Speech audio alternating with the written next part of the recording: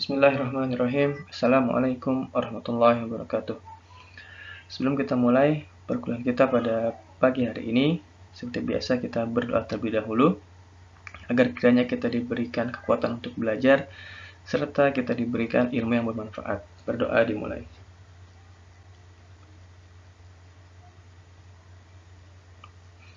Berdoa selesai. Baik, pada hari ini kita akan masuk ke topik kedua, yaitu etika keinsinyuran. Terdapat 6 bagian dalam PPT ini. Yang pertama adalah insinyur sebagai profesi. Kita akan coba melihat kosakata yang digunakan di dalam etika keinsinyuran, termasuk definisinya. Yang kedua adalah regulasi keinsinyuran. Kemudian yang ketiga adalah program profesi, sertifikasi, dan surat tanda registrasi insinyur. Kemudian yang keempat, kita akan membahas mengenai etika, etiket, dan moral. Kemudian bagian 5 kita akan melihat kode etik insinyur, terutama di Indonesia. Kemudian pada bagian 6 kita akan membahas mengenai tugas 1 part 2. Baik, pertama kita akan melihat definisi dari kata profesi.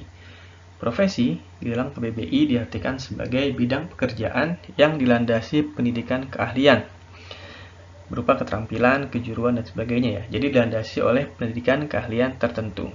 Contohnya profesi kesehatan, profesi seseorang sebagai dokter. Maka dia harus mengikuti pendidikan ya, dan juga pelatihan untuk mendapatkan suatu keahlian tertentu di bidang kesehatan. Termasuk juga misalnya profesi sebagai seorang insinyur. Maka dia juga harus memiliki atau mengikuti pendidikan, kemudian mengikuti pelatihan untuk mendapatkan keterampilan, kejuruan tertentu yang sifatnya khusus. Kemudian profesi ini adalah bagian dari identitas pribadinya. Profesi dokter berarti seseorang tersebut identitasnya adalah seorang dokter. Berprofesi seorang arsitek, maka itu juga menjadi bagian dari identitas pribadinya. Nah, berikutnya adalah kata profesional. Profesional ini diartikan sebagai bersangkutan dengan profesi dan juga memerlukan kepandaian khusus untuk menjalankannya. Jadi seorang yang profesional, nah ini memerlukan kepandaian khusus untuk menjalankan profesinya tadi. Kemudian profesionalisme diartikan sebagai mutu, kualitas, dan tindak tanduk yang merupakan ciri suatu profesi atau orang yang profesional. Jadi ini terkait dengan mutu dan juga kualitasnya. Ini adalah definisi dari profesionalisme. Berikutnya adalah definisi insinyur yang ada di dalam ABET. ABET ini adalah Accreditation Board for Engineering and Technology. Jadi akreditasi yang sifatnya internasional ya. Akreditasi internasional untuk program studi teknik. Nah, dalam ABET ini diartikan ya insinyur sebagai suatu profesi di mana suatu pengetahuan matematika dan pengetahuan alam yang didapatkan melalui pendidikan, pengalaman, dan praktik diaplikasikan dengan penilaian untuk mengembangkan cara-cara memanfaatkan secara ekonomis, material, dan kekuatan alam untuk kepentingan umat manusia. Jadi di sini ada beberapa poin penting di dalam definisi ini, yaitu bahwa insinyur itu harus memiliki pengetahuan matematika dan juga pengetahuan alam yang digunakan atau yang didapatkan dari mana? Dari pendidikan, pengalaman, dan juga praktiknya. Yang digunakan untuk mengembangkan cara-cara memanfaatkan secara ekonomis, material, dan kekuatan alam. Untuk siapa? Nah, di sini bukan untuk pribadi, bukan untuk keluarga, bukan untuk instansi tempat dia bekerja ya, tapi untuk kepentingan umat manusia. Nah, insinyur, ini di dalam Undang-Undang Nomor 11 Tahun 2014 tentang keinsinyuran, didefinisikan insinyur adalah seorang yang mempunyai gelar profesi di bidang keinsinyuran. Nah, di sini ada kata penting juga, yaitu gelar profesi. Berbeda dengan ST, sarjana teknik, di mana ST ini adalah gelar akademik bagi seseorang yang sudah menempuh pendidikan selama sekitar 4 tahun atau 144 SKS ya. Nah, dia baru mendapatkan gelar ST, gelar akademik sarjana teknik. Nah, insinyur ini adalah lanjutan dari ST, lanjutan ya, untuk mendapatkan gelar profesi di bidang keinsinyuran. Nah, apa sih keinsinyuran? Keinsinyuran adalah kegiatan teknik dengan menggunakan kepakaran dan keahlian berdasarkan penguasaan ilmu pengetahuan dan teknologi. Jadi berdasarkan pada ilmu pengetahuan dan teknologi. Untuk apa? Untuk meningkatkan nilai tambah dan daya guna secara berkelanjutan. Di sini ada kata berkelanjutan. Lalu kita artikan ke bahasa Inggris, yaitu sustainable ya. Berkelanjutan. Dengan memperhatikan keselamatan, kesehatan, kemaslahatan, serta kesejahteraan masyarakat dan kelestarian lingkungan. Nah, di sini ada kaitannya antara definisi keinsinyuran dengan mata kuliah kita. Itu di sini tertulis memperhatikan aspek safety, keselamatan, aspek health, kesehatan, dan juga aspek environment protection, kelestarian lingkungan. Nah, berikutnya terkait dengan praktik keinsinyuran, ini adalah penyelenggaraan kegiatan keinsinyuran. Nah, berikutnya terkait dengan regulasi keinsinyuran. Yang pertama adalah undang-undang. Ini merupakan hukum tertinggi ya di Indonesia, yaitu undang-undang. Undang-Undang Nomor 11 Tahun 2014 tentang keinsinyuran. Nah, ini dikeluarkan pada tahun 2014, di mana undang-undang ini mengatur bahwa keinsinyuran mencakup disiplin teknik keinsinyuran dan bidang keinsinyuran. Sementara itu, untuk menjamin mutu, kompetensi, dan profesionalitas layanan profesi insinyur, dikembangkan standar profesi keinsinyuran yang terdiri atas standar insinyur, standar kompetensi insinyur, dan standar program profesi insinyur. Jadi sudah ada regulasi, yaitu Undang-Undang Nomor 11 Tahun 2014. Silakan nanti teman-teman bisa download, bisa baca-baca terkait dengan undang-undang tentang keinsinyuran ini. Nah, yang kedua, ini adalah turunan dari Undang-Undang Nomor 11 tadi.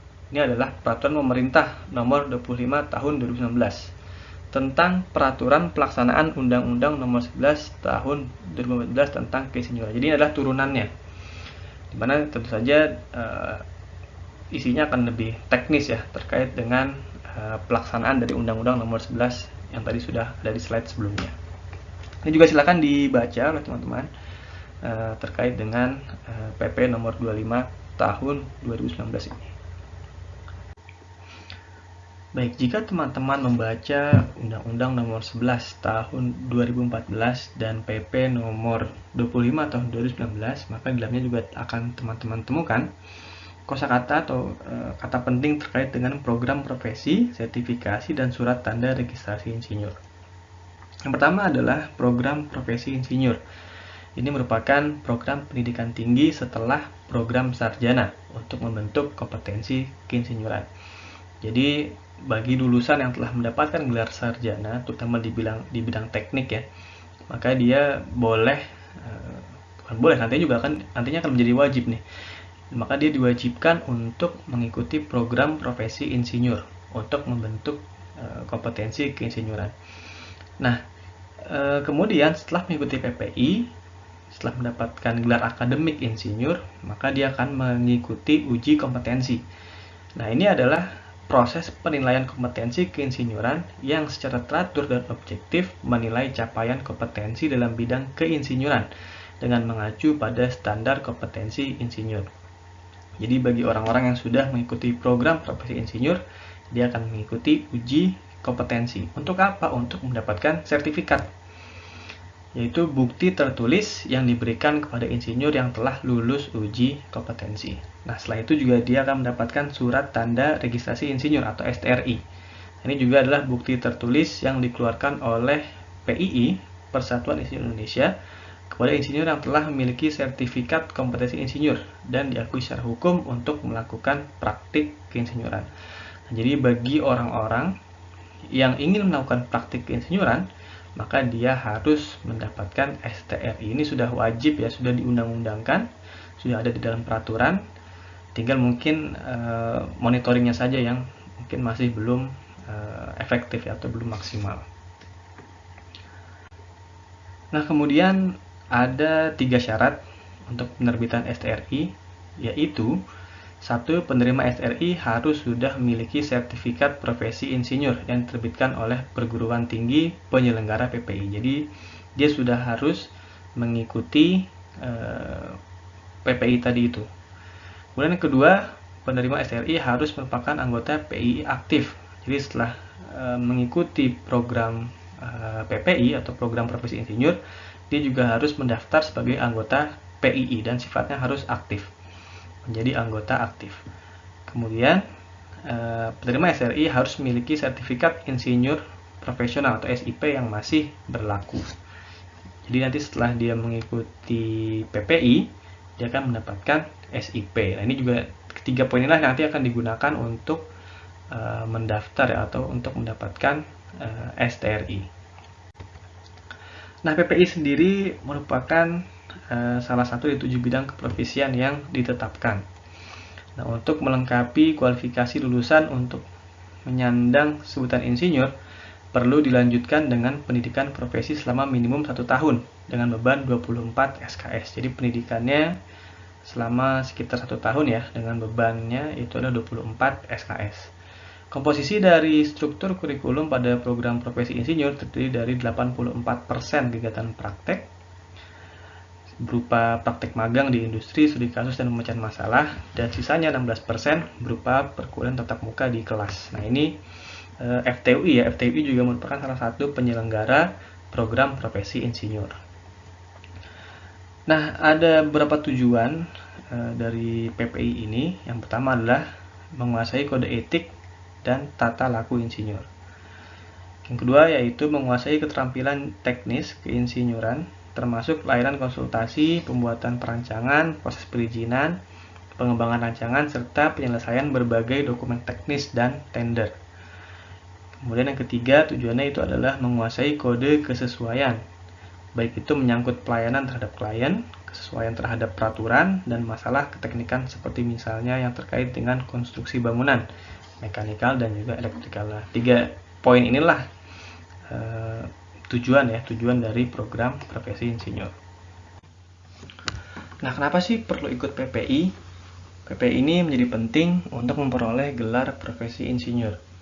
Seseorang harus lulus dari PPI yang diselenggarakan oleh perguruan tinggi yang bekerjasama dengan kementerian terkait dan juga PII. Program profesi insinyur merupakan program pendidikan tinggi setelah program sarjana untuk membentuk kompetensi keinsinyuran. Peserta yang sudah lulus dari PPI, maka dia akan memperoleh SIP, sertifikasi insinyur profesional.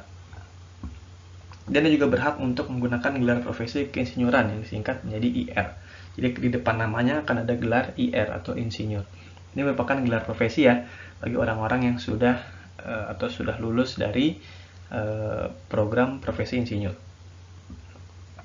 Nah, seseorang yang sudah ikut PPI, sudah dapat SIP, maka dia boleh mengikuti uji kompetensi. Nah, jika dia lulus dari uji kompetensi, dia akan mendapatkan sertifikat kompetensi, serta akan mendapatkan surat tanda registrasi insinyur, yang merupakan syarat ya, syarat bagi seorang insinyur untuk melakukan praktik keinsinyuran. Nah, STRI ini atau surat tanda registrasi insinyur tadi ini merupakan suatu pengakuan bahwa seseorang sudah menjadi insinyur. Nah, berikutnya adalah PII. Tadi ada PPI ya, program profesi insinyur. Sekarang ada PII, Persatuan Insinyur Indonesia. Ini adalah organisasi wadah berhimpun insinyur yang melaksanakan penyelenggaraan keinsinyuran di Indonesia. Nah, di dalam Undang-Undang Nomor 11 Tahun 2014 disebutkan bahwa semua sarjana teknik wajib memiliki sertifikasi insinyur profesional, wajib memiliki SIP. Nah, bagi insinyur yang belum memiliki SIP, maka akan ada denda pidana positif dan juga ancaman kurungan. Nah, setiap insinyur yang akan melakukan praktik keinsinyuran di Indonesia harus memiliki STRI yang dikeluarkan oleh PII. Nah, kembali lagi tadi, untuk mendapatkan SRI, seorang harus terlebih dahulu lulus uji kompetensi dan memiliki sertifikat kompetensi insinyur. Untuk ikut uji kompetensi, dia harus sudah mengikuti program profesi insinyur. Jadi tadi tahapannya seperti itu ya. Setelah lulus sarjana teknik, kemudian dia mengikuti PPI, program profesi insinyur, dia mendapatkan SIP, mendapatkan gelar IR di depan namanya. Baru setelah itu dia baru boleh mengikuti uji kompetensi, kemudian dia mendapatkan sertifikat kompetensi insinyur, dan juga mendapatkan STRI, surat tanda registrasi insinyur.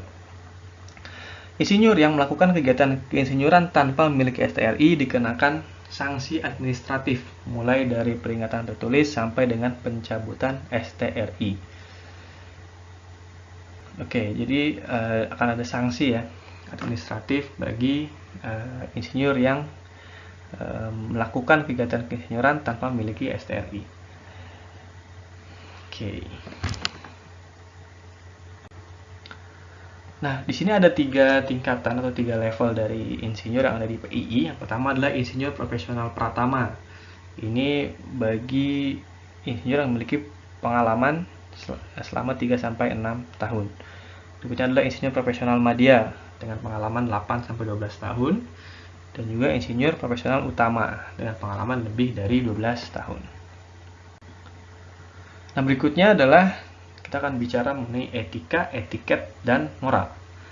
Nah, di sini dalam dokumen milik IABI ini juga sama ya, merupakan akreditasi bagi program studi engineering, program studi teknik. Di situ tertulis bahwa capaian pembelajaran yang diharapkan terdiri dari kemampuan untuk memanfaatkan pengetahuan, keterampilan, sumber daya, dan sikap. Butir A sampai J, ada 10 butir terkait dengan capaian pembelajaran. Nah, yang menarik adalah di butir I tertulis kemampuan untuk bertanggung jawab kepada masyarakat dan mematuhi etika profesi dalam menyelesaikan permasalahan teknik. Jadi ada kompetensi khusus yang harus dimiliki oleh lulusan dari program studi teknik, yaitu kemampuan untuk bertanggung jawab kepada masyarakat dan mematuhi etika profesi dalam menyelesaikan permasalahan teknik. Kompetensi ini merujuk pada pemahaman terhadap hal-hal berikut dan kemampuan untuk mengambil tindakan yang sesuai, yaitu dampak teknologi dari bidang teknik terkait terhadap kesejahteraan masyarakat, keselamatan lingkungan, dan pembangunan yang berkelanjutan, etika-etika teknik dan peraturan, serta sejarah teknik dan filosofi standar dan aturan dalam desain. Bahkan di poin pertama di situ ya tertulis terkait dengan kesejahteraan masyarakat, keselamatan lingkungan, dan pembangunan yang berkelanjutan. Di sini juga ada aspek K3LL berarti yang harus dimiliki oleh sarjana teknik. Nah, berikutnya definisi dari etika. Etika ini adalah ilmu tentang apa yang baik dan apa yang buruk, dan tentang hak dan kewajiban moral. Jadi etika itu merupakan suatu ilmu ya tentang apa yang baik dan yang buruk. Berikutnya adalah etiket. Etiket ini adalah tata cara, adat, sopan santun, dan sebagainya dalam masyarakat beradab dalam memelihara hubungan baik antara sesama manusia. Jadi etiket itu adalah tata cara, etika itu adalah ilmunya. Kemudian etis. Etis adalah berhubungan atau sesuai dengan etika, sesuai dengan asas perilaku yang disepakati secara umum. Jadi etis ini adalah kesesuaian antara perilaku dengan etika. Jadi ini perbedaan antara etika, etiket, dan etis ya. Jadi etika itulah ilmunya, etiket adalah tata caranya dalam masyarakat, etis itu adalah kesesuaian antara perilaku dengan etika tadi. Berikutnya adalah definisi dari moral. Moral adalah ajaran tentang baik buruk yang diterima umum mengenai perbuatan, sikap, kewajiban, dan sebagainya. Sini ada contoh katanya ya. Moral mereka sudah bejat, mereka hanya minum-minum dan mabuk-mabuk, bermain judi dan bermain perempuan. Jadi moralnya adalah terkait dengan baik buruk yang diterima umum. Berikutnya adalah hukum. Tadi moral ini lebih ke sifatnya baik buruk ya, tidak tertulis ya. Moral sifatnya tidak tertulis, sedangkan hukum ini adalah sebagian besar tertulis, yaitu peraturan atau adat yang secara resmi dianggap mengikat, yang dikukuhkan oleh penguasa atau pemerintah berupa undang-undang, peraturan, dan sebagainya untuk mengatur pergaulan hidup masyarakat. Jadi kalau moral ini sifatnya ya kadang tidak mengikat dan tidak tertulis, sedangkan hukum ini lebih mengikat dan juga tertulis. Hukum berarti ada kewajiban ya, dimana kalau misalnya dilanggar maka akan ada sanksi atau hukumannya. Nah, berikutnya adalah kode etik insinyur. Persatuan Insinyur Indonesia atau PII telah menetapkan perihal kode etik insinyur melalui Catur Karsa Sabta Dharma Insinyur Indonesia. Catur Karsa merupakan 4 prinsip dasar yang harus dimiliki oleh seorang insinyur, yaitu mengutamakan keluhuran budi, menggunakan pengetahuan dan kemampuannya untuk kepentingan kesejahteraan umat manusia, bekerja secara sungguh-sungguh untuk kepentingan masyarakat sesuai dengan tugas dan tanggung jawabnya, serta meningkatkan kompetensi dan martabat berdasarkan keahlian profesi keinsinyuran. Ini adalah 4 prinsip dasar yang harus dimiliki oleh seorang insinyur. Nah, berikutnya adalah Sabta Dharma. Sabta Dharma adalah 7 tuntunan sikap dan perilaku insinyur Indonesia, yaitu senantiasa mengutamakan keselamatan, kesehatan, dan kesejahteraan masyarakat. Nah, di sini ada bisa dilihat ya. Nomor 1 ini adalah aspek safety dan juga health, aspek terhadap keselamatan dan juga kesehatan yang harus dimiliki berupa sikap ya, sikap yang harus dimiliki oleh insinyur. Berikutnya adalah bekerja sesuai dengan kompetensinya, jadi tidak boleh seorang ahli electrical misalnya, tapi dia bekerja terkait dengan konstruksi misalnya, itu bukan kompetensinya. Jadi harus bekerja sesuai dengan kompetensinya. Kemudian hanya menyatakan pendapat yang dapat dipertanggungjawabkan. Kemudian menghindari terjadinya pertentangan kepentingan dalam tanggung jawab tugas. Jadi konflik kepentingan harus dihindari. Dan membangun reputasi profesi berdasarkan kemampuan masing-masing. Memegang teguh kehormatan, integritas, dan martabat profesi, serta mengembangkan kemampuan profesionalnya. Jadi dia harus terus-menerus ya mengembangkan dirinya, mengembangkan kemampuannya, baik itu dengan pendidikan lanjut ataupun dengan mengikuti pelatihan-pelatihan untuk mengembangkan kemampuan profesionalnya. Nah, berikutnya terkait dengan tugas lanjutan. Tadi teman-teman sudah sama-sama menyaksikan terkait dengan definisi insinyur ya, definisi yang terkait dengan keinsinyuran dan regulasi, kemudian terkait dengan insinyur di Indonesia, kemudian definisi dari etika, etiket, etis, ya, moral. Nah, teman-teman juga sudah melihat terkait dengan catur karsa dan sabta dharma, yaitu sikap yang harus dimiliki oleh insinyur Indonesia. Nah, tugas berikutnya itu adalah buatlah esai dengan topik peran catur karsa dan sabta dharma terhadap penerapan K3RL dalam praktik keinsinyuran. Jadi kalau tadi saya lebih banyak menjelaskan secara umum, nah sekarang tugas teman-teman yaitu menghubungkan antara isi dari PPT ini dengan penerapan K3RL dalam praktek keinsinyuran. Format tugasnya dengan ketentuan fontnya Times New Roman, size 11, spacingnya single, rata kanan kiri, jumlah kata antara 500 sampai 700 kata. Ini kira-kira 1 sampai 1,5 halaman ya. 500 sampai 700 kata. Nah, ada beberapa tips, yaitu yang pertama, pilih 1 butir dari catur karsa dan 2 butir dari sabta dharma. Kemudian teman-teman uraikan. Setelah itu jika memungkinkan, kaitkan dengan regulasi yang ada. Baik itu regulasi terkait dengan keinsinyuran maupun regulasi terkait dengan K3LL. Kemudian jika memungkinkan juga kaitkan dengan topik-topik yang ada di perkuliahan K3LL. Misalnya kalian kaitkan dengan praktik keinsinyuran di bidang konstruksi misalnya. Praktik keinsinyuran di bidang yang lain ya, ergonomi, safety, electrical. Coba kaitkan dengan topik-topik yang ada di perkuliahan kita. Kemudian jika memungkinkan kembali, berikan contoh ya, atau sertakan kasus, lalu berikan tanggapan Anda. Misalnya teman-teman mencari kasus terkait dengan kecelakaan kerja, atau terkait dengan suatu pelanggaran yang menimbulkan bencana lingkungan misalnya. Jadi silakan juga sertakan kasus-kasus, lalu teman-teman berikan tanggapan. Dan jangan lupa untuk kaitkan dengan catur karsa dan juga sabta dharma. Demikian yang saya bisa sampaikan pada pertemuan kita pada pagi hari ini. Terima kasih. Wassalamualaikum warahmatullahi wabarakatuh. Mungkin teman-teman sudah ada yang membaca ya terkait dengan regulasi di bidang keinsinyuran. Ada yang bisa sebutkan nomor dan tahun undang-undangnya? Silakan. Gifon sudah angkat tangan, silakan Gifon. Untuk regulasi keinsinyuran itu mengacu pada Undang-Undang Nomor 11 Tahun 2014 tentang keinsinyuran. Dan untuk pelaksanaannya itu PP Peraturan Pemerintah Nomor 25 Tahun 2019. Oke, bagus.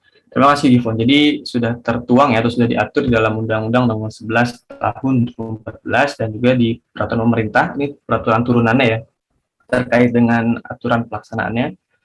Ada di PP Nomor 25 Tahun 2019. Nah, berikutnya terkait dengan peraturan ya. Mungkin ada yang sudah baca dalamnya. Kira-kira apa aja sih lingkup yang diatur di dalam Undang-Undang Nomor 11 Tahun 2014 tersebut? Silakan selain di font. Lingkupnya apa ya yang diatur di undang-undang tersebut? Silakan raise hand. Ini Amelia kok via chat ya? Ya, Pak. Pak. Saya udah boleh jawab belum? Tadi sebenarnya yang raise hand duluan Yovita ya. Silakan Yovita. Mungkin nanti setelah ini iya, Amelia. Silakan Yovita. Undang-Undang Nomor 11 Tahun 2014 ya Pak, tentang keinsinyuran. Iya. Undang-undang ini mengatur tentang disiplin teknik keinsinyuran dan bidang keinsinyurannya. Terus kompetensi dan profesionalitas layanan profesi insinyur. Terus dikembangkan standar profesi keinsinyuran, standar layanan insinyur, standar kompetisi insinyur, dan standar program profesi insinyur, Pak. Oke, baik. Terima kasih, Yovita. Sama-sama, Pak. Berikutnya Amelia ya, mungkin saya coba tanyakan. Amelia, kira-kira dari peraturan tersebut, dari peraturan tersebut sebenarnya mewajibkan nggak sih seorang insinyur untuk mendapatkan sertifikasi? Diwajibkan nggak? Iya Pak, diwajibkan buat melakukan praktek insinyur kita harus punya SIP sama STRI. Baik, betul sekali. Jadi untuk melaksanakan kegiatan keinsinyuran, maka seorang tersebut harus memiliki SIP dan juga STRI. Nah, mungkin ada yang sudah baca juga, ada nggak ya sanksinya ya bagi orang yang melakukan praktek keinsinyuran tapi ternyata tidak memiliki SIP atau SRI? Silakan Alonzo.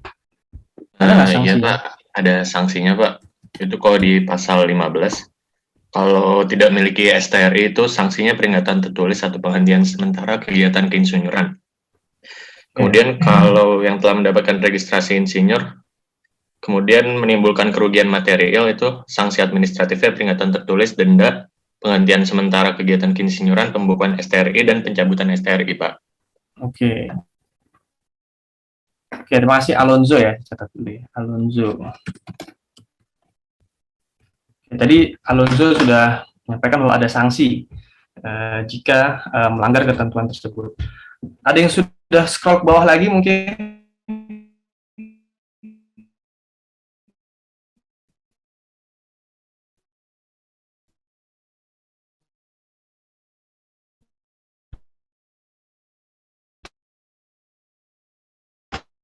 Ada yang sudah lihat berapa biaya sanksinya? Silakan.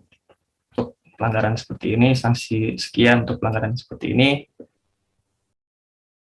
Halo? Sudah dengar suara saya?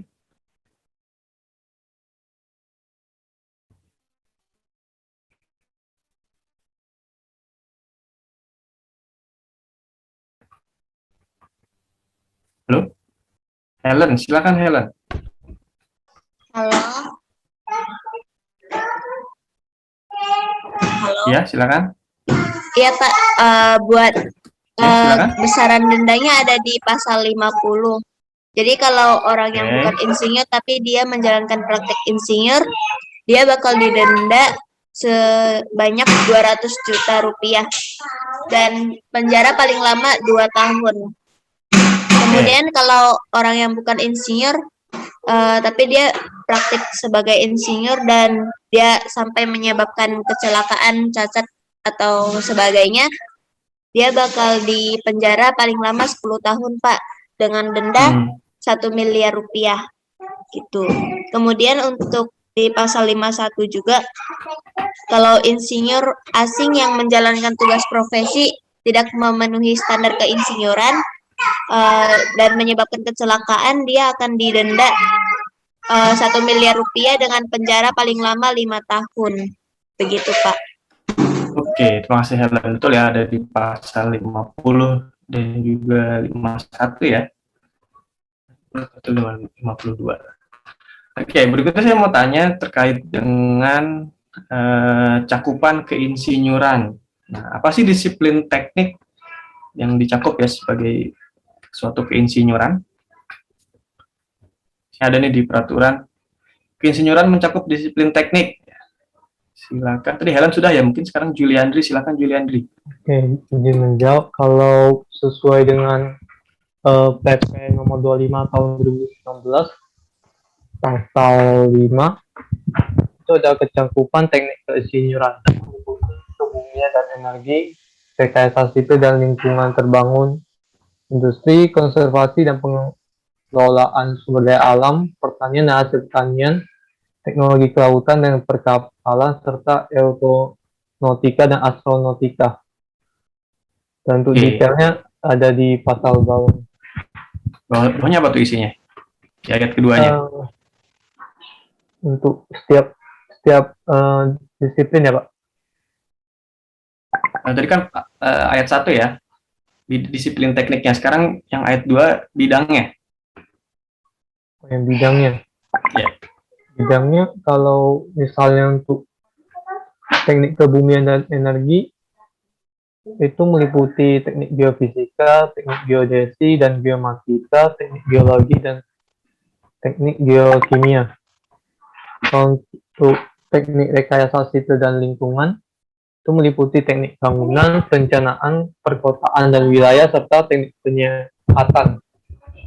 Kalau di bidang teknik industri ada teknik mesin, teknik kimia, teknik industri, teknik fisika, material, teknik elektro, teknik telekomunikasi, teknik informatika, dan teknik farmasi. Kalau bidang teknik konservasi dan pengelolaan sumber daya alam, itu meliputi teknik pertambangan, perminyakan, metalurgi, lingkungan, konservasi energi, dan teknik bioenergi dan kemurgi. Kalau bidang teknik pertanian dan hasil pertanian, itu meliputi teknik pertanian, teknik industri pertanian, teknik kehutanan, teknik hasil pertanian, dan teknik peternakan. Kalau untuk disiplin teknologi kelautan dan perkapalan meliputi teknik kelautan dan teknik perkapalan. Dan yang terakhir, untuk disiplin teknik aeronautika dan astronautika itu meliputi teknik penerbangan, teknik dirgantara, dan teknik astronautika.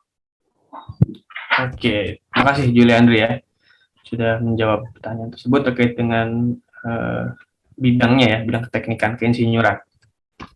Nah, berikutnya saya ingin bertanya mengenai misalnya nih teman-teman sudah menyelesaikan 4 tahun studi ya di Fakultas Teknik. Kemudian bagaimana sih step-stepnya, langkah-langkahnya supaya teman-teman bisa mendapatkan sertifikat keinsinyuran tadi, sertifikat insinyur profesional tadi. Silakan Salsabila Haris. Baik Pak, setelah dapat AST, kita akan melanjutkan program profesi insinyur sebanyak 24 SKS selama 1 tahun. Setelah itu akan ada uji kompetensi yang akan dilanjutkan dengan sertifikat kompetensi insinyur untuk mendapatkan surat tanda registrasi insinyur. Iya, betul. Terima kasih ya Salsabila Haris. Terima kasih Pak. Terima kasih. Jadi betul yang disampaikan oleh Salsabila bahwa bagi nanti teman-teman, karena ini statusnya sudah wajib ya, seorang itu baru boleh melakukan praktek keinsinyuran setelah dia mendapatkan STRI. Berarti ini sudah wajib, di mana tadi yang sudah dijawab juga, akan ada sanksi bagi orang-orang yang melakukan praktek keinsinyuran tapi dia tidak atau belum mendapatkan sertifikat insinyur. Nah, tadi langkah-langkahnya sudah disampaikan oleh Salsabila. Yang pertama ada setelah lulus sarjana teknik, melanjutkan studi lagi ya di program profesi insinyur sebanyak 24 SKS bobot yang akan diambil. Nah, tapi sebetulnya kalau saya lihat di kampus lain ya, kalau tidak salah di UI itu 1 tahun pendidikannya, tapi di ITB kalau nggak salah cuma 1 semester gitu. Jadi bobotnya sama 24 SKS, tapi pembagian jadwal kuliahnya dan timeline perkuliahannya itu agak sedikit berbeda. Mungkin bisa perketat atau persingkat ya, hanya menjadi 1 semester. Kalau nggak salah gitu di ITB, mungkin nanti teman-teman bisa cari lagi informasinya. Nah, berikutnya tadi setelah mengikuti program profesi insinyur, seseorang akan mendapatkan SIP. Nah, SIP inilah yang akan digunakan untuk mendaftar uji kompetensi. Nah, tadi juga setelah lulus dari program profesi insinyur, selain mendapatkan SIP juga mendapatkan gelar akademik tambahan. Ya, gelar profesional tambahan, yaitu IR di depan nama seseorang. Jadi selain dapat SIP juga akan mendapatkan gelar profesinya, yaitu insinyur di depan namanya. Nah, tadi setelah mendapatkan gelar profesi, kemudian mendapatkan SIP, dia juga akan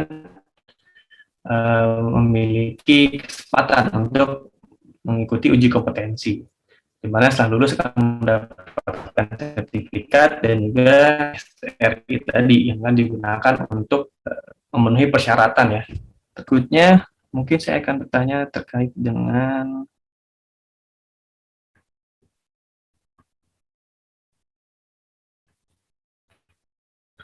etika, etiket. Sebentar, ini bahasa Inggris. Coba ganti dulu.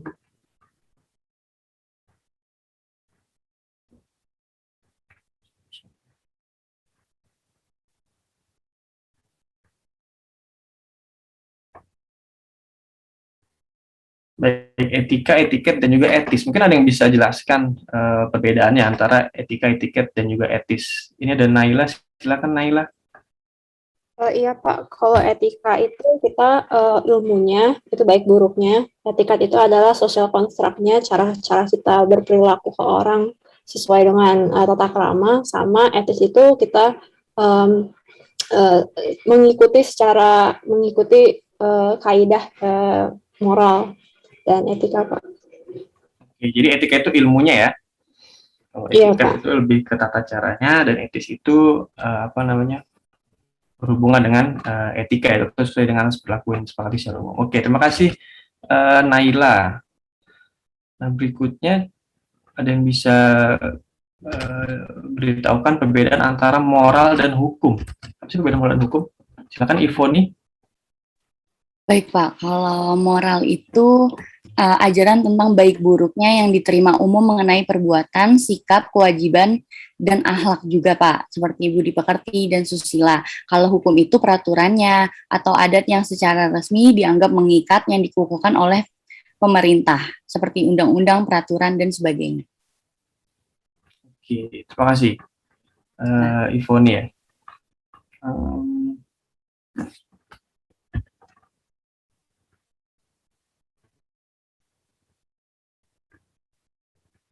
Sebentar ada panggilan.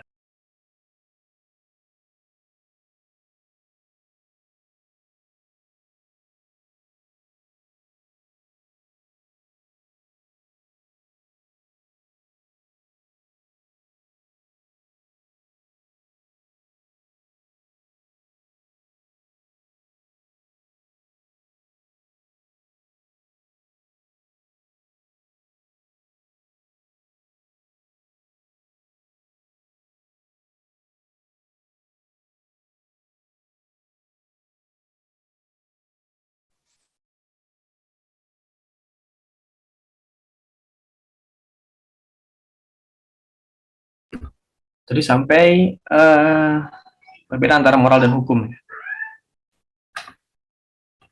Oke, tadi sudah dijawab oleh Ivoni ya. Nah, sih juga teman-teman perlu perhatikan juga bahwa di atas segala ketentuan yang tadi, di atas moral ya, itu adalah ada yang namanya hukum. Nah, ini hukum ini sifatnya mengikat ya, dimana harus dipatuhi oleh seluruh masyarakat. Dan apabila tidak dipatuhi oleh masyarakat, maka akan ada hukuman, akan ada sanksi. Kalau moral ya mungkin sanksinya hanya berupa sanksi sosial ya, berupa dikucilkan ataupun berupa dikucilkan dari masyarakat ya. Tapi kalau hukum, maka sanksinya bisa berupa tadi pembayaran denda misalnya, ataupun sanksi pidana berupa penjara. Di sini ada juga kewajiban dari insinyur untuk selalu mematuhi hukum. Yang pertama itu harus selalu mematuhi hukum yang berlaku terkait dengan keinsinyuran, terkait dengan bidang teknik atau bidang keinsinyuran yang dilakukan oleh seseorang tersebut. Nah, setelah hukum ini barulah dia wajib juga untuk mematuhi segala sesuatu terkait dengan etiket ya, terkait dengan moral yang ada di masyarakat. Nah, berikutnya ini ada catur kasa dan sabta dharma, bisa baca sendiri ya. Mungkin saya nggak minta bacakan, tapi mungkin bisa ada yang menyampaikan gitu terkait dengan salah satu poin di catur karsa. Mungkin ada yang bisa menambahkan penjabaran atau memberikan contoh terkait dengan salah satu poin catur karsa, silakan. Mungkin ada yang mau mencoba mengaitkannya dengan aspek K3LL ya. Misalnya di poin pertama, ada mengutamakan keluhuran budi. Nah, kira-kira kaitannya apa sih keluhuran budi dengan K3LL misalnya? Silakan, di sini ada, oh Naila tadi sudah jawab ya. Mungkin Naila bisa beri kesempatan dulu ke yang belum. Di sini ada Maheswara. Silakan Maheswara. Terima kasih atas kesempatannya. Saya akan memberi contoh catur karsa di poin kedua, yaitu menggunakan pengetahuan dan kemampuannya untuk kepentingan kesejahteraan umat manusia. Dalam K3LL ini contohnya dalam kasus dalam pandemi COVID ini, saya pernah mendengar bahwa di FTUI sendiri telah menciptakan alat sensor untuk mendeteksi ada tidaknya COVID-19 dalam manusia. Itu digunakan agar tidak ada penyebaran, agar bisa dicegah penyebaran COVID yang terjadi di lingkungan FTUI.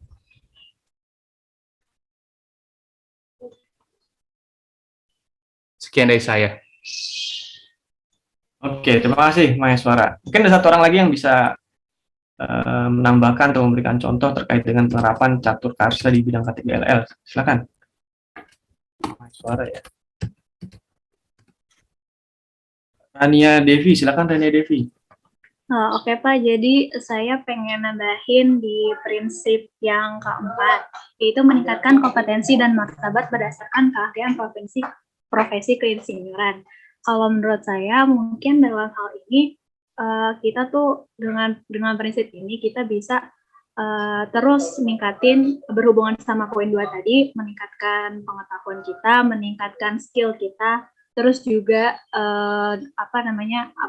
tujuan kita, keahlian kita di hal ini untuk tetap bisa ngebantu orang berdasarkan profesi keinsinyuran kita. Misalkan kalau kita di teknik mesin, kompetensi kita tentang pengetahuan teknik mesin tetap ditingkatkan untuk tujuannya tetap bisa memberikan kesejahteraan bagi umat manusia dan kepentingan masyarakat. Kayak gitu sih Pak kalau menurut saya. Oke, terima kasih Rania Devi. Nah, berikutnya kita coba pindah ke slide berikutnya ya. Terkait dengan Sabta Dharma. Silakan, mungkin ada yang ingin memberikan contoh penerapan Sabta Dharma di bidang K3LL atau hubungan antara Sabta Dharma dengan aspek K3LL. Sini sudah ada Ziyad Nafis, silakan Ziyad Nafis. Pilih satu poin aja ya. Iya, terima kasih Pak atas kesempatannya. Mungkin buat yang Sabta Dharma, saya ingin menjabarkan lebih lanjut terkait yang poin 1, di mana mengutamakan keselamatan, kesehatan, dan kesejahteraan masyarakat, di mana ini sangat berkaitan dengan K3LL. Misalkan untuk contoh, ada pekerjaan yang berisiko tinggi, maka kita harus maka dari itu K3LL kan ada karena untuk meregulasi adanya pekerjaan-pekerjaan beresiko ini. Itu juga kita harus bisa membatasi dan dijauhkan dari orang-orang yang memang tidak yang dari masyarakat umum gitu. Insinyur harus bisa mengetahui dan mematuhi aturan untuk mengutamakan keselamatan, kesehatan, dan kesejahteraan masyarakat ini gitu. Gitu sih Pak. Oke, terima kasih Ziyad Nafis. Berikutnya Naila, silakan Naila. Iya Pak, saya juga ingin menambahkan mungkin kalau dari aplikasi saya jadi ingat untuk Sabta itu saya ingat banyak kecelakaan misalnya di pabrik itu berapa kali saya dengar engineer-nya itu mereka mau turun ke bagian permesinannya seperti misalnya waktu itu saat ada kapal tenggelam, ada kapal karam Pak, mereka harus nyala dan matiin generatornya padahal itu ruangannya di dalam air. Karena kalau misalnya mereka nggak kayak gitu, satu kapal bakal karam. Jadi mungkin itu juga penerapan dari Sabta Dharma ya Pak ya untuk yang nomor 1 dan juga nomor 5 karena kenapa saya bilang nomor 1 karena mereka melakukan itu mereka mengorbankan, kemungkinan mereka bisa kesetrum kan besar Pak, karena mereka tenggelam di dalam air, mereka lagi nyemplung ke dalam air, sementara mesin juga di dalam air. Tapi mereka tetap melakukannya untuk kesejahteraan dan kemungkinan orang lain, semua di kapal itu selamat. Dan juga nomor 5 karena mereka ya mengikuti, mereka memenuhi peran mereka ya Pak ya sebagai engineer, yang tanggung jawab mereka adalah untuk menjaga permesinan di kapal itu supaya tetap berjalan. Itu saja Pak dari saya. Oke, terima kasih Naila. Berikutnya ada Syarif Detullah nih. Saya berikan contoh, tapi jangan nomor 1 dan nomor 5 ya. Selain nomor 1 dan nomor 5, silakan. Syarif Detullah. Tes, masuk nggak Pak? Kan tadi ada masalah audio soalnya. Oh masuk. Bisa.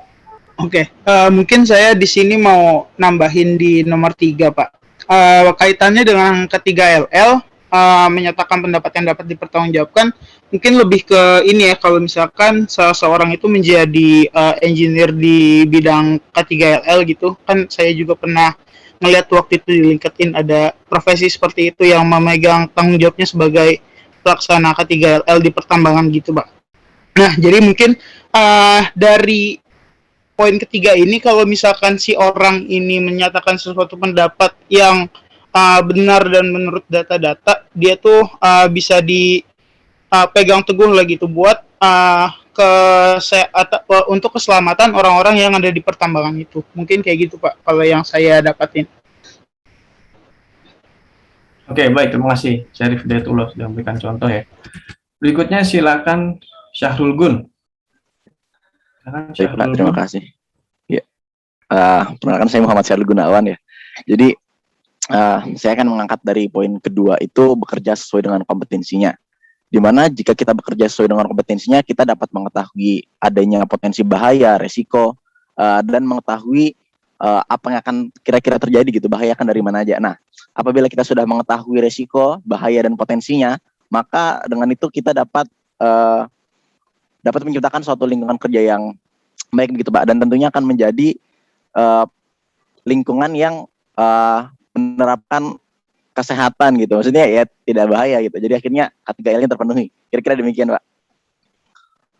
Oke, terima kasih Syahrul Gun ya sudah memberikan jawabannya. Terakhir Paramita silakan. Iya Pak, kalau saya ingin menambahkan mungkin untuk yang nomor 7, mengembangkan kemampuan profesionalnya. Mungkin kita sebagai insinyur, baik yang sudah bersertifikat ataupun belum, bisa terus mengembangkan kemampuan profesional ini mungkin dengan mengupdate ilmu-ilmu baru, karena ilmu teknologi itu kan selalu berkembang. Nah, mungkin kita harus mengupdate ilmu-ilmu keinsinyuran, berkaitan juga dengan kesehatan lingkungan dan kesehatan bagi masyarakat Pak. Jadi misalnya mungkin kalau di industri kita bisa mempelajari bagaimana caranya pembuangan limbah yang lebih bertanggung jawab, atau mungkin bagaimana teknologi yang lebih berkelanjutan bagi lingkungan gitu Pak. Oke, baik, terima kasih Paramita sudah memberikan tanggapannya ya.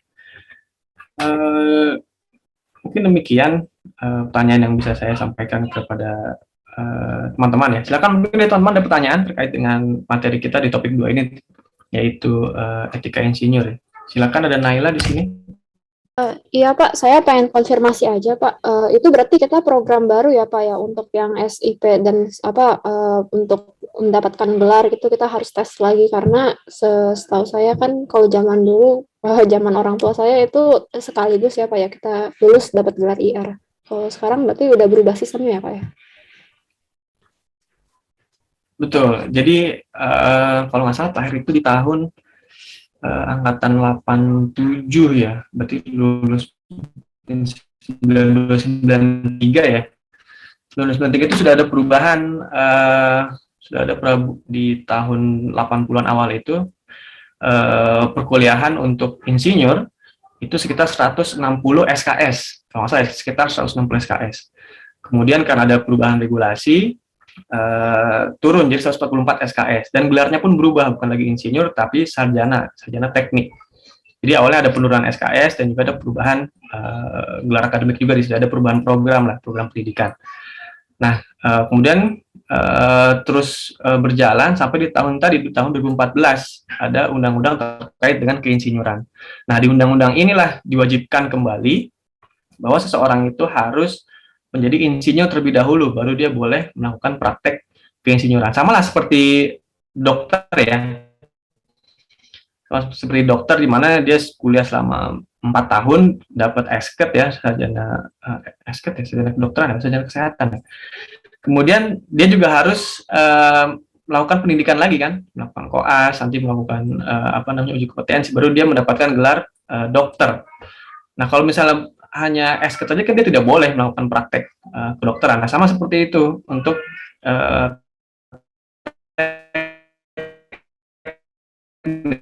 untuk keinsinyuran. Jadi dia 4 tahun, dia mengikuti program profesinya, barulah dia nanti mendapatkan STRI tadi yang akan digunakan untuk memenuhi persyaratan melakukan praktek keinsinyuran tadi. Jadi memang sudah ada perubahan regulasi ya dari tahun, mungkin ayah kamu tahun berapa tuh lulusnya, 90-an ya, atau 80-an mungkin, jadi masih dapat gelar insinyur, tapi sekarang sudah berubah. Nah, terkait dengan penerapannya, ini menyambung ya dari Naila tadi, terkait dengan penerapannya, sebetulnya saya juga tanya ke teman-teman lain yang ada di bidang yang melakukan praktek keinsinyuran ya. Memang selama ini yang cukup ketat itu di bidang konstruksi. Jadi untuk teman-teman teknik sipil ataupun teknik lain ya, mechanical, electrical, kalau dia bekerja di konstruksi itu dia biasanya wajib meminta STRI. Tapi untuk bidang-bidang yang lain itu sepertinya belum maksimal terkait dengan monitoringnya. Tapi ke depannya ini kan sebenarnya sudah wajib ya, peraturan itu sudah ada, hanya mungkin monitoringnya yang belum maksimal. Jadi seolah masih longgar gitu, padahal sebetulnya sudah wajib dan juga ada sanksinya. Dan saya juga tanya ke teman saya yang ada di yang menjadi ASN gitu ya, yang insinyur, dia juga bilang ke depannya bisa jadi suatu saat secara mendadak akan diwajibkan. Nah, kalau tiba-tiba mendadak diwajibkan, harus profesi insinyur harus dapat sertifikat insinyur, mungkin nanti akan membludak tuh mahasiswa di program PPI dan juga orang-orang yang mendaftar di PII. Jadi sama seperti sekarang lah, seperti vaksin misalnya. Dulu kan tidak wajib vaksin, masih terbatas. Nanti terus tiba-tiba untuk masuk mall wajib vaksin, itu membludak orang yang daftar untuk ikut vaksin. Nah, mungkin nanti ke depan juga akan seperti itu. Nah, biasanya mungkin ya setelah terjadi suatu kecelakaan yang major misalnya, yang fatal gitu, suatu bencana, biasanya nanti mungkin akan dievaluasi. Oh, ini ternyata penerapan undang-undangnya nih belum ketat nih, belum maksimal. Begitu sekarang kita sahkan aja wajib gitu. Kita ketat lagi gitu. Nah, jadi kedepannya ini akan mungkin akan menjadi lebih ketat. Ada lagi pertanyaan, silakan. Terima kasih Naila sudah. Ya, ada chat dari Naila ya. Harus ada kejadian dulu ya Pak. Biasanya seperti itu. Jadi harus ada kejadian, kecelakaan fatal, kecelakaan besar misalnya, ataupun bencana alam ya terkait dengan kesalahan seorang di bidang insinyur misalnya, ada kesalahan fatal itu, barulah nanti dievaluasi itu. Wah, harus ketat segala macam. Sekarang kalau sudah ada undang-undangnya, tapi ya rasanya masih longgar. Sementara baru di bidang konstruksi saja yang cukup ketat penerapan peraturan ini. Baik, terima kasih Naila. Ada lagi pertanyaan dari teman-teman yang lain? Ada Juan Nasution, silakan Juan. Ya Pak, saya ingin bertanya tentang tingkatan ini Pak. Iya Pak, insinyur yang ada Pratama, Madya, sama Utama. Itu tiap tingkatan itu harus kita ambil tes lagi atau langsung diberikan gitu Pak, berdasarkan tahun? Ini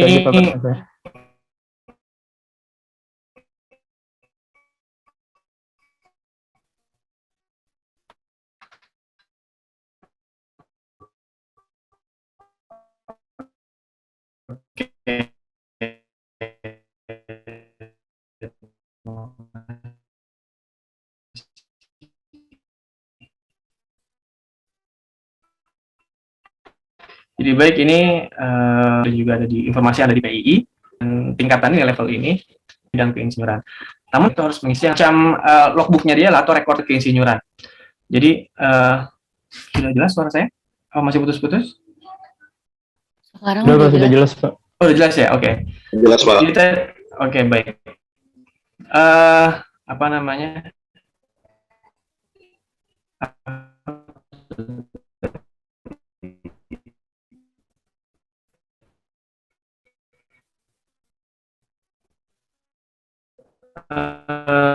Iya, tadi pengalaman tahun ya, pengalaman ya. Kemudian ada juga report pengalaman seorang terus berikan report. Saya sudah berkecimpung di kegiatan ini masih sedikit, tapi pengalamannya sudah juga. Jadi nanti ada tuh di PI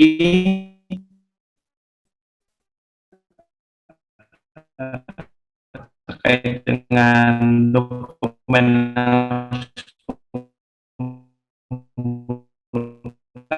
ya, itu juga ada terkait dengan kegiatan. Halo, oke.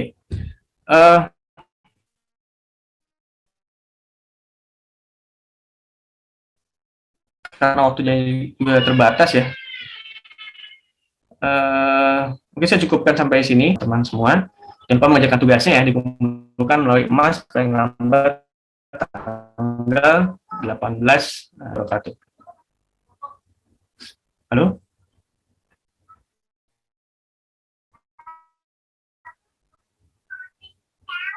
Halo? Iya, Pak. Sudah dengar suara saya? Sudah dengar, Pak. Putus-putus, Pak.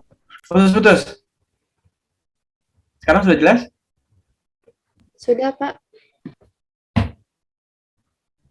Sekarang sudah jelas belum? Sudah, Sekarang Pak. sudah, Pak. Oh, sudah ya, oke. Tadi sebenarnya udah saya tutup, cuma mungkin karena putus-putus, saya jadi keinget kita belum absen ya. Jadi silakan teman-teman nyalakan kameranya, karena akan saya screenshot untuk bukti kehadiran ya.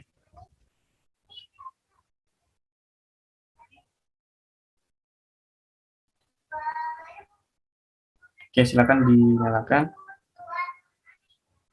Di sini masih ada belum ya?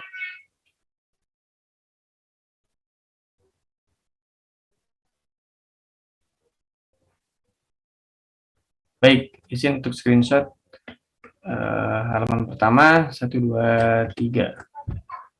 Halaman kedua 1, 2, 3 dan halaman ketiga 1, 2, 3. Oke, terima kasih. Saya cukupkan pertemuan kita pada pagi hari ini ya. Terima kasih atas partisipasinya. Jangan lupa mengerjakan tugas dan mengumpulkan via emas. Assalamualaikum warahmatullahi wabarakatuh. Waalaikumsalam warahmatullahi wabarakatuh. Terima kasih, Pak. Terima kasih, Pak. Waalaikumsalam.